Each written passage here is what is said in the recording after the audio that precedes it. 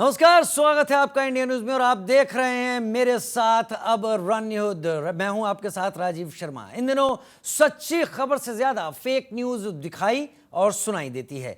Social media से लेकर आम बोलचाल में लोगों के आए दिन ऐसी खबरें सुनने को मिल जाती हैं जिसका सच्चाई से दूर दूर तक कोई नाता नहीं होता। ऐसी एक अफवाह ये उड़ी कि भारतीय कप्तान विराट कोहली टी20 वर्ल्ड कप के बाद रंगीन जर्सी में भारत की कप्तानी छोड़ना चाहते हैं। उनकी जगह यह जिम्मेदारी रोहित शर्मा संभालेंगे। लेकिन झूठ के पैर तो होते नहीं, तो ज्यादा देर तक ये खबर भी नहीं टिक पाई। खुद बीसीसीआई को सामने आकर सफाई देनी पड़ी। इस सब के बीच सबसे बड़ा मुद्दा ये कि आखिर इस तरह की अफवाहों को हवा कौन देता है, कौन है जो विराट कोहली के पीछे पड़ा है। इसी मुद्दे पर चर्चा के लिए विराट कोहली के कोच राजकुमार शर्मा जी, पूर्व क्रिकेटर रितेंद्र सिंह सोढ़ी और भारतीय टीम के पूर्व सिलेक्टर और क्रिकेटर सबा करीम भी हमारे साथ होंगे। तस्वीरें आप उनकी टीवी स्क्रीन पर देख रहे हैं, लेकिन उससे पहले यह रिपोर्ट देखिए, जानिए कि आखिर पूरा माजरा है। रिपोर्ट आपने देखी, आपने समझा कि क्या कुछ हुआ है, आपने ये जानने की कोशिश की कि इसके पीछे क्या हो सकता है, और यही जानने की कोशिश हमारी भी है। हमारे साथ तीन खास मेहमान इस वक्त जुड़े हुए हैं और सबसे पहले मैं राजकुमार शर्मा जी के पास अपने सवाल को लेकर जाऊंगा। राजकुमार जी, जो कि विराट कोहली के कोच भी हैं। राजकुमार जी, अफवाह दो तरीके से घायल करती है। एक तो जो शख्स होता है जिसके बारे में उड़ाई जाती है, उसे एक मेंटल प्रेशर मिलाती है, और अफवाह जिसको जहां तक पहुंचाने की कोशिश की जा रही है, अगर वो कान का कच्चा है तो फिर कुछ का कुछ हो सकता है। वो तो भला हो बीसीसीआई का कि उसने आगे बढ़कर इन तमाम चीजों को विराम लगाने की जोरदार कोशिश की, लेकिन वो है कौन और क्या इससे मंशा सामने आपको आती दिखती है?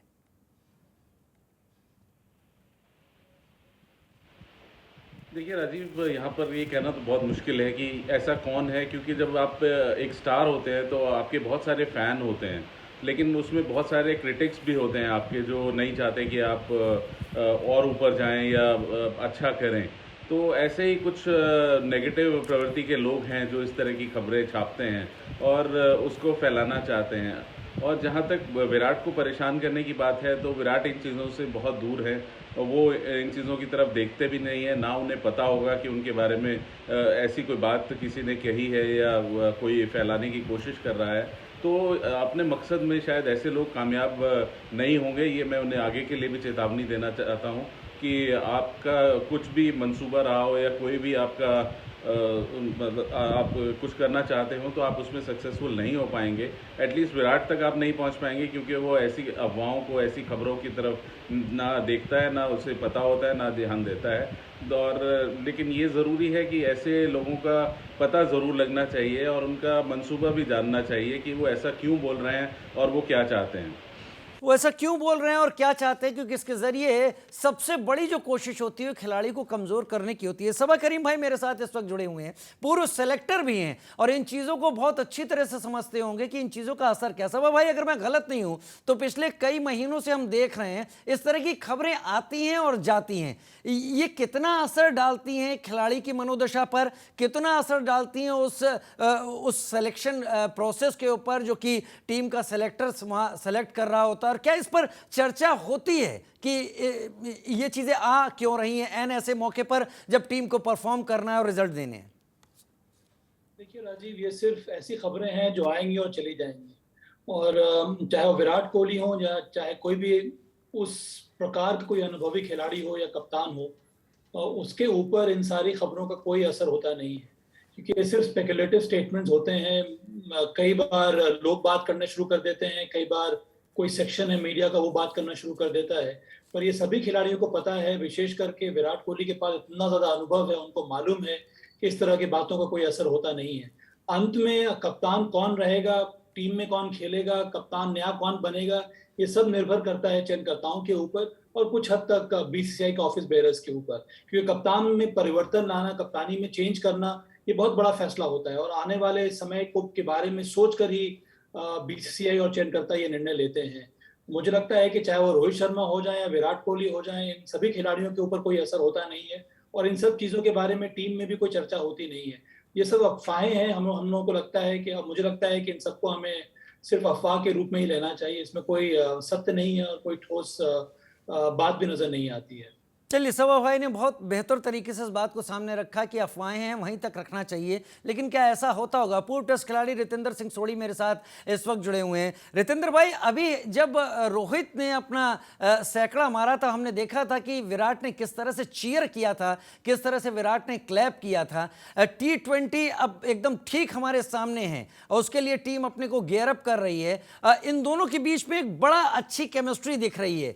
क्या मैं ये समझूं, क्या मैं जानने की कोशिश करूं कि इस केमिस्ट्री को एन ऐसे बड़े कंपटीशन के पहले ब्रेक करने और उसमें दरार डालने की कोशिश, कि कहीं अगर किसी के दिमाग में कोई बात आती है तो उसका असर मैदान पर दिखेगा?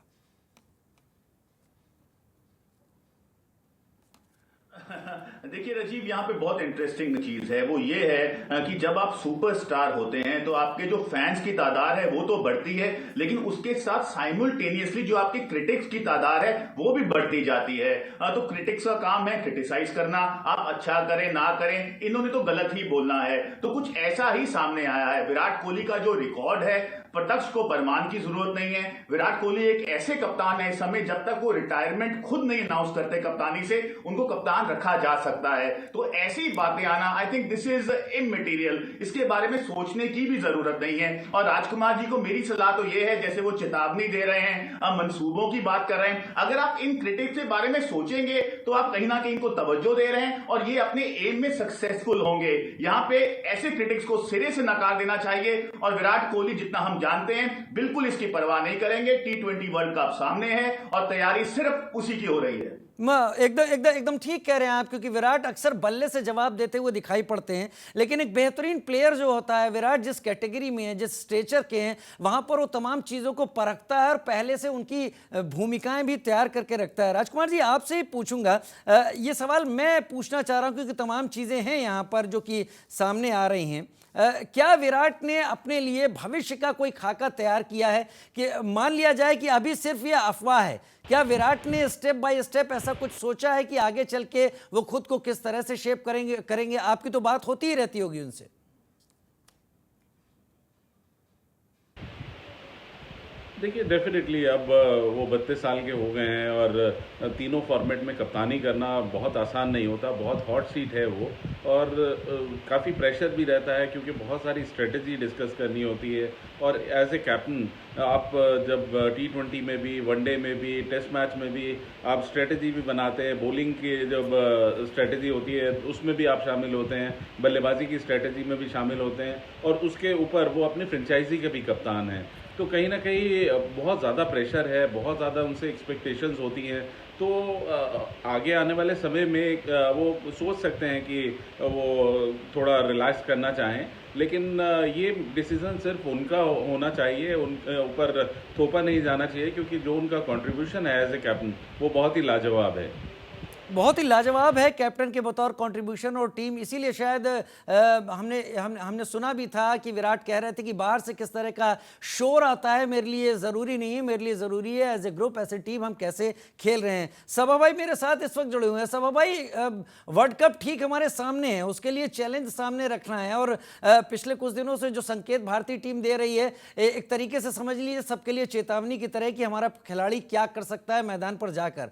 लेकिन मैं फिर उसी जगह लाऊंगा, क्या जो हम जिस मेंटल स्टेटस के साथ खुद को उस मैदान में 50-60 हजार की भीड़ में एकाग्रचित रख के खड़ा करते हैं, इस तरह की चीजें, और ये लगातार आती रहेंगी, इससे आप भी इनकार नहीं कर रहे हैं, कितना असर डालती रहेंगी मनोबल पर? देखिए, इस तरह की चीजें जैसे कि आपने कहा कि आती रहती हैं, और यही तो बहुत बड़ा इम्तिहान होता है बड़े बड़े खिलाड़ियों का, कि आप जितनी भी ऊंचाइयां तय कर ले, वहां पर आपको इस तरह के सवाल कई बार उठाए जाएंगे कई सारे लोगों से, कई सारे कारणों की वजह से। मुझे लगता है कि बहुत बड़ी चुनौती यही रहती है कि इन सब चीजों से उठकर आप किस प्रकार का प्रदर्शन दें। और इस समय मुझे लगता है विराट कोहली और पूरी जो टीम मैनेजमेंट है, टीम मेंबर्स हैं, उनका ध्यान से विश्व कप की तैयारी के ऊपर होना चाहिए। विराट कोहली ने अभी तक अपनी कप्तानी में कोई आईसीसी चैंपियनशिप जीती नहीं है। ये बहुत ही बढ़िया अवसर है यहाँ पर भारत के लिए कि विश्व कप T20 का मुकाबला भारत जीते विराट कोहली की कप्तानी में। मुझे लगता है कि इस समय सोच अगर होनी चाहिए तो इसी की तरफ होनी चाहिए। एकाग्रता आपको बनानी होगी तो सिर्फ इसी प्रकार से बनानी होगी, और अगर आप सकारात्मक सोच के साथ मैदान में उतरेंगे तभी मुझे लगता है कि न ही केवल विराट कोहली का प्रदर्शन अच्छा होगा एक कप्तान के रूप में, एक बल्लेबाज के रूप में, पर अन्य खिलाड़ियों का भी प्रदर्शन जो है वो काफी अच्छा रहेगा भारत के लिए। सिर झटक के इन तमाम बातों को दूर रखकर अपने गेम पर फोकस करना, सभा भाई इस तरफ जोर दे रहे थे। लेकिन रितेंद्र मेरे साथ इस वक्त जुड़े हुए हैं। रितेंद्र, आपने जब टेस्ट क्रिकेट खेला था, पता नहीं उस वक्त की मुझे याद नहीं है, लेकिन उस वक्त क्या इस तरह की चीज़ें होती थी, और अगर होती थी तो आपके साथ खेल रहे टीम के लोग कैसे कोप अप करते थे, इनसे लड़ते कैसे थे इन हालात से? चलिए, सोडी जी का इस वक्त हम संपर्क टूट गया है, लेकिन ये बात मैं सभा भाई से पूछ लेता हूं। सभा भाई, यही सवाल आपसे, क्योंकि आप भी लगातार खेलते रहे मैच। क्या इस तरह की जब चीज़ें होती थी तो कैसे मुकाबला कैसे करते थे आप लोग? क्या ये चीज़ें दिमाग से झटक कर दूर करने लायक हालत में होती हैं? अब उस स्थान तक पर पहुंच गए हैं तो फिर ये आपके अंदर वो रिजॉल्व होना चाहिए कि इस तरह की बातों का दरकिनार करके अपने प्रदर्शन पर ही ध्यान दें। ये कहना आसान होता है, पर इस पर अमल करना बहुत ज़्यादा ज़रूरी है। और जितने अनुभवी खिलाड़ी के बारे में हम लोग बात कर रहे हैं, इनके करियर में कई इस तरह के फेजेस आए होंगे जहां पर इनको इस प्रकार की बातों का सामना करना पड़ा होगा। कई सारे जो क्रिटिसिज्म होते हैं वो कंस्ट्रक्टिव भी होते हैं राजीव, और इस पर भी ध्यान देने की जरूरत है। ये जरूरी नहीं है कि हर जो क्रिटिसिज्म है वो आपके खिलाफ ही हो रहा हो। कई सारे ऐसे कंस्ट्रक्टिव क्रिटिसिज्म होते हैं जो आपके हित में होते हैं। अगर आप उन पर ध्यान दें तो फिर आपका गेम और ज्यादा इंप्रूव होता है। तो इस तरह से आपको अपना करियर पर ध्यान देना होता है, पर अंत में फोकस जो है वो आपको हटना नहीं चाहिए। और हर एक खिलाड़ी का अलग अलग दृष्टिकोण होता है। इस प्रकार के दबाव को किस तरह से झेला जाए वो उस पर निर्भर करता है। तो यहाँ से हम लोग बात कुछ भी कर सकते हैं, पर अंत में निर्भर करेगा कि विराट कोहली इन सब बातों को किस तरह से ट्रीट कर रहे हैं। उनका अपना मैकेनिज्म आ जाता है जहां से वो निकलकर अच्छा प्रदर्शन देंगे मैदान में, क्योंकि मैदान पर जाकर उस शोर को दरकिनार कर अपना प्रदर्शन करना, ये बातों की बातें नहीं होती हैं, इनको करके दिखाना होता है। विराट खुद विराट हैं, इन तमाम चीज़ों को ज़रूर दूर कर देंगे। सबसे अच्छी बात यहाँ पर यह रही कि जहाँ तक इस अफवाह को फैलाने की कोशिश की जा रही थी, उस बीसीसीआई ने समय रहते इस अफवाह को ख़त्म कर दिया। लेकिन अफवाह फैलाने वाले शायद अभी ना रुकें और भी तमाम ऐसी बातें सामने आती रहें। मुकाबला करने के लिए नाम विराट ही शायद काफ़ी होगा। आप दोनों का हमारे साथ जुड़ने के लिए बहुत बहुत शुक्रिया। हमारे साथ रितेंद्र भी जुड़े थे, उनका भी बहुत बहुत शुक्रिया। फिलहाल हमारी इस खास पेशकश में इतना ही। वक्त छोटे से ब्रेक का।